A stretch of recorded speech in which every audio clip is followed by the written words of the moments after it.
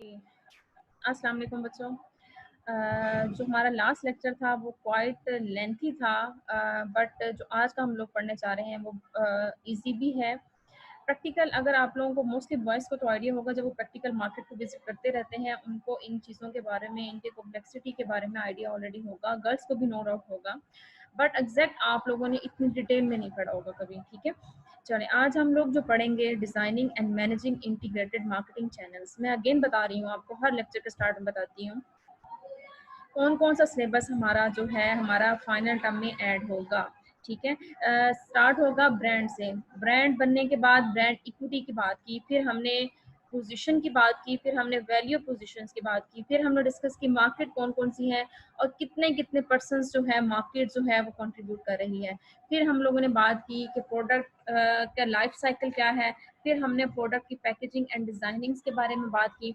ठीक है, अभी जो लास्ट लेक्चर था हमने प्रोडक्ट की प्राइसिंग के बारे में बात की।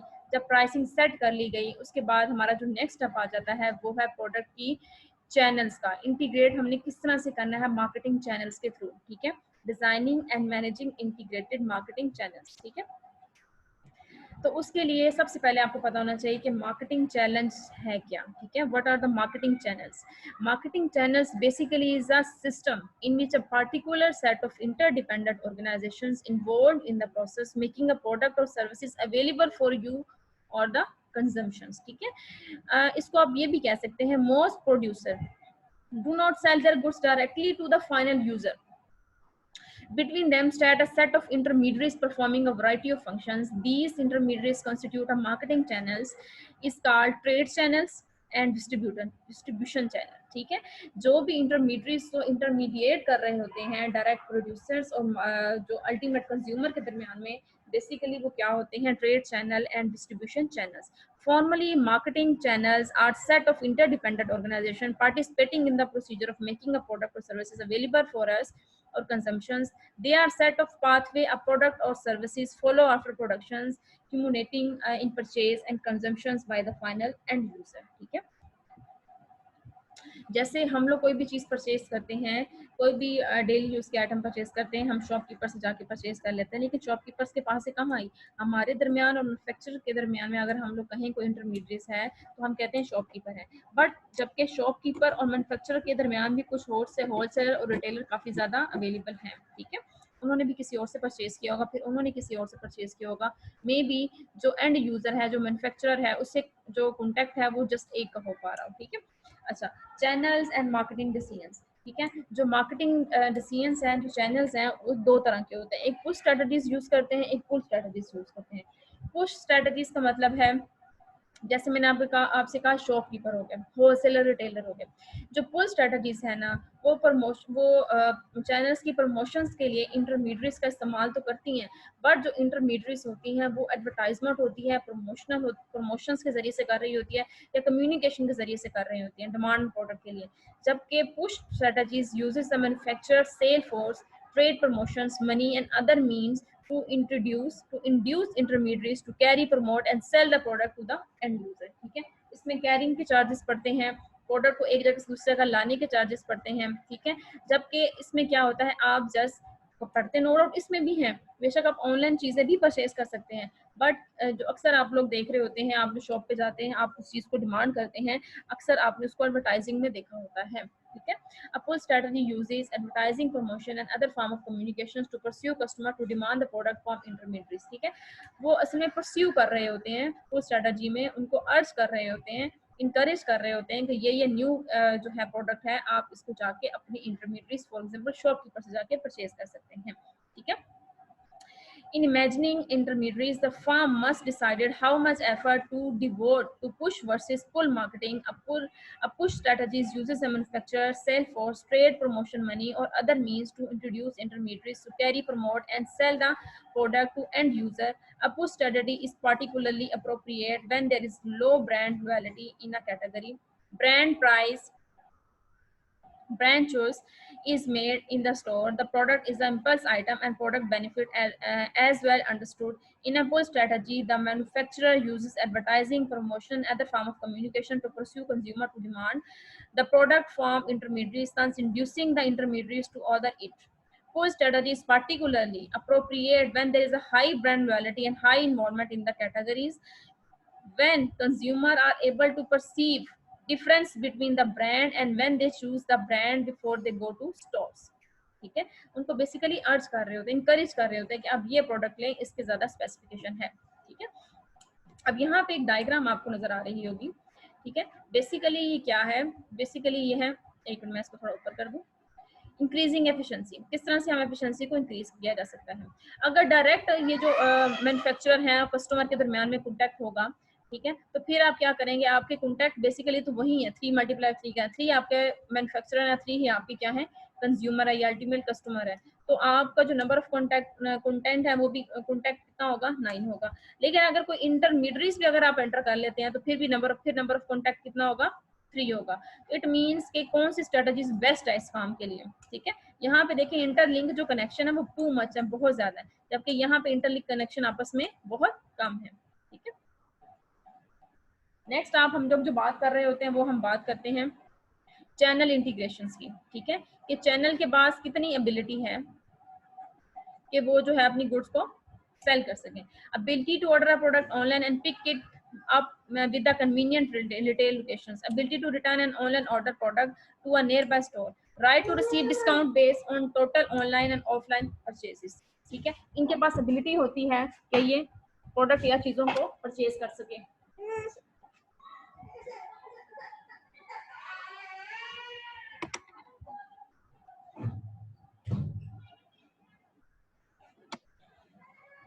Customer expect channel integrations which allows them to order a product online and pick it up at a convenient retail locations, return an online order product to a nearby stores of the retailers, and receive discount and promotional offers based on total online and offline purchases। ठीक है, channel means to से क्या क्या जो है services provide कर सकता है which is convenient for the customer. ठीक है, सबसे पहले तो आपने जस्ट डिस्कस कर दिया ability to order a product online and pick it up with the convenient retail locations. ठीक है, जो भी आपकी रिटेल या शॉप की आपके नजदीक है या जो भी उनकी आउटलेट करीब है आप वहां से रिसीव कर सकें।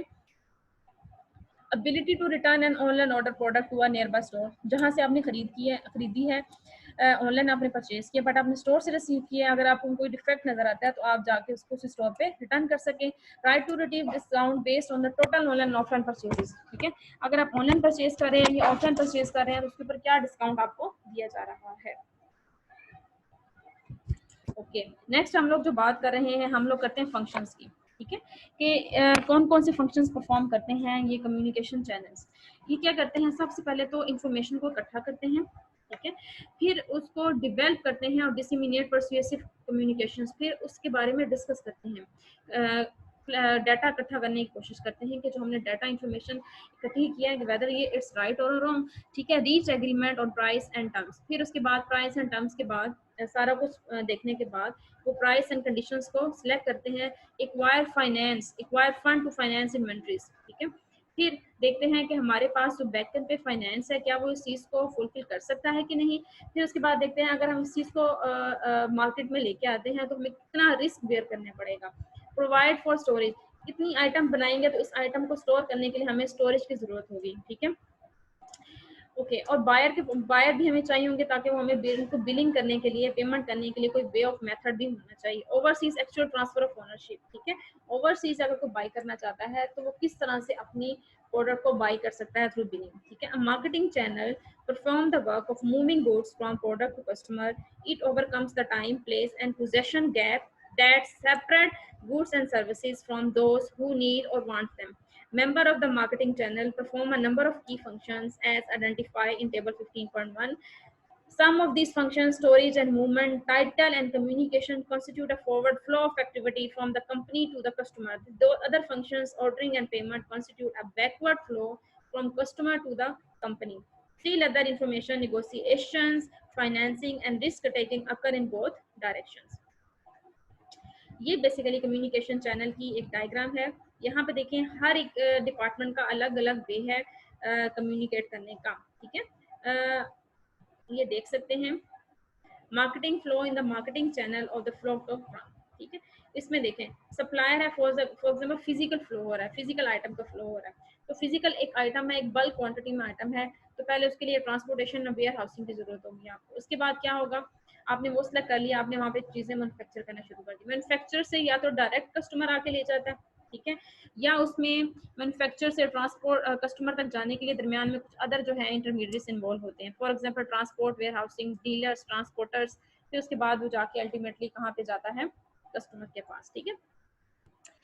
सप्लायर में देखें टाइटल फ्लो, सप्लायर या तो डायरेक्ट मैन्युफैक्चर करे, मैन्युफैक्चर से लें, ठीक है, फिर उसके बाद डीलर और कस्टमर तक डायरेक्ट पहुंच जाए। तीसरा पेमेंट फ्लो, पेमेंट किस तरह से होती है, कस्टमर पेमेंट करता है बैंक्स को, बैंक्स पेमेंट करता है डीलर को, डीलर पेमेंट करता है बैंक्स को, बैंक्स पेमेंट करता है मैन्युफैक्चरर को, मैन्युफैक्चरर फिर पे करता है बैंक्स को, और बैंक्स पे करता है किसको, सप्लायर को। ये आपको कम्युनिकेशन चैनल की बात बता रही हूँ कि किस तरह से मोड ऑफ पेमेंट जो है एक पर्सन से दूसरे पर्सन तक ट्रांसफर होता है।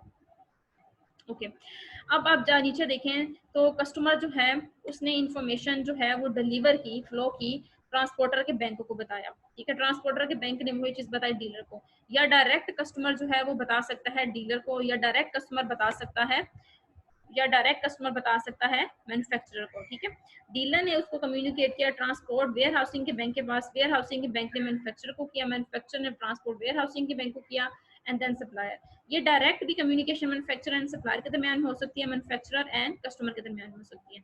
Same as it is promotional जो फ्लो है वो भी एडवर्टाइजिंग एजेंसी और कस्टमर के दरमियान में हो सकता है, ठीक है, या आप कह सकते हैं सप्लायर ने एडवर्टाइजिंग एजेंसी से कांटेक्ट किया, उन्होंने मैन्युफैक्चरिंग से किया, मैन्युफैक्चरिंग ने फिर एडवर्टाइजिंग एजेंसी से कांटेक्ट किया कुछ टर्म्स एंड कंडीशन को सिलेक्ट करने के लिए, उन्होंने डीलर से किया, एंड देन अल्टीमेटली उसका इफेक्ट किसके ऊपर जाके हुआ, कस्टमर पे, ठीक है।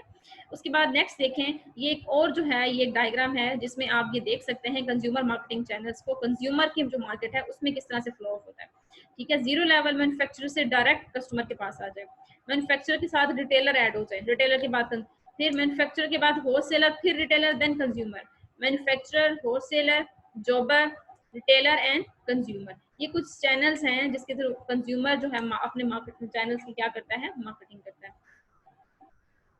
नीचे से आप लोग पढ़ते जाएंगे साथ साथ, ठीक है। अब ये एक और एग्जांपल है जिसको आप कह लें कि मिक्सिंग कह लें इंडस्ट्रियल मार्केट को, ठीक है, इंडस्ट्री में कैसे वर्क होता है, या तो वो डायरेक्ट जो इंडस्ट्री है मैन्युफैक्चर से वो जो है प्रोडक्ट को उठा लेती है, या मैन्युफैक्चरिंग से इंडस्ट्रियल डिस्ट्रीब्यूटर होते हैं जो डिस्ट्रीब्यूट करते हैं उसको कस्टमर्स को, या मैन्युफैक्चरर जो होते हैं वो मैन्युफैक्चरर रिप्रेजेंटर होते हैं, ठीक है, वो देते हैं मैन्युफैक्चरर रिप्रेजेंटर को, हमने प्रोडक्ट बना दी है, उन्होंने रिप्रेजेंटर रखे होते हैं, स्मॉल अमाउंट ऑफ सैंपल वो लेके हर इंडस्ट्री के पास आते हैं कि यही आइटम है, अगर आप परचेज करना चाहते हैं तो, या तो वो डायरेक्ट इंडस्ट्रियल कस्टमर को दे देते हैं, या वो शामिल करते हैं इंडस्ट्रियल डिस्ट्रीब्यूटर को, डिस्ट्रीब्यूटर फिर आगे जाकर डिस्ट्रीब्यूट कर रहे होते हैं।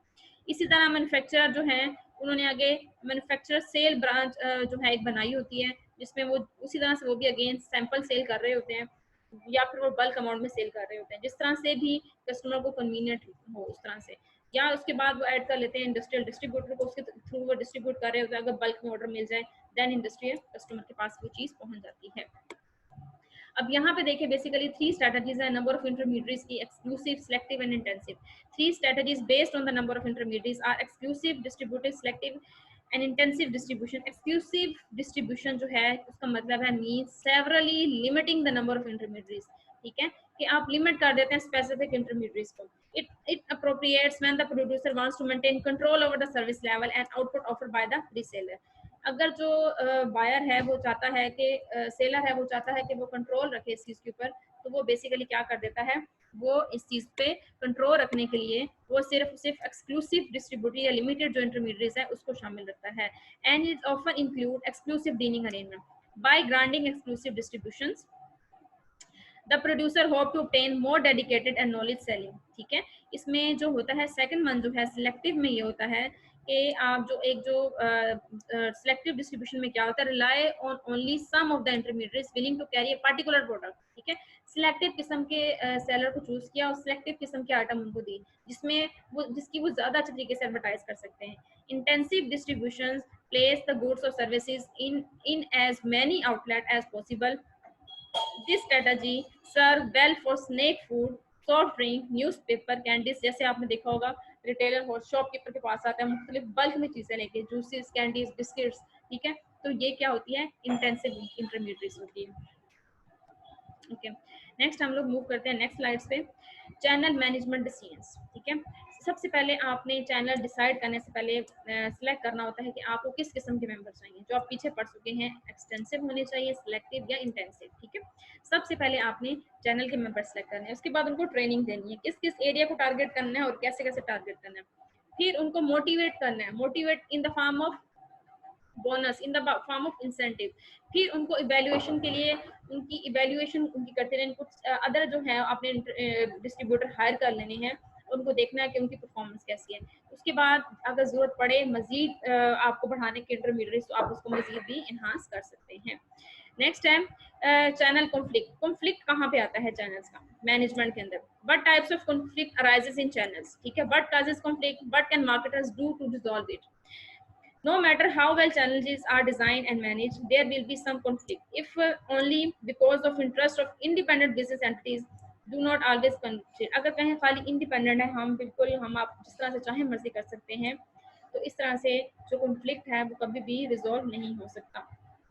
Channel conflict is generated when one channel member's actions prevent another channel from achieving its goal. ठीक है, channel coordinations occur when channel members are work together to advance the goal of the channel as opposed to their own potentially incompatible goals. Horizontal channels conflict occurs when between channels member at the same level.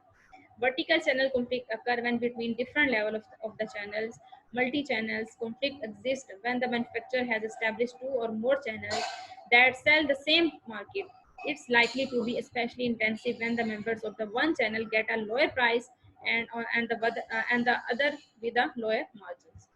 अगर एक market है, एक manufacturer है, उसने अपने तीन जो है इंटरमीडिएट्स को सिलेक्ट किया और सेम मार्केट के लिए किया। ठीक है, अब जब मार्केट में एक जब second intermediate first intermediate enter होता है, तो उससे जो तमाम जो है जो रिटेलर है वो बहुत हैप्पी हैं उसकी उससे चीज़ें परचेज करने के।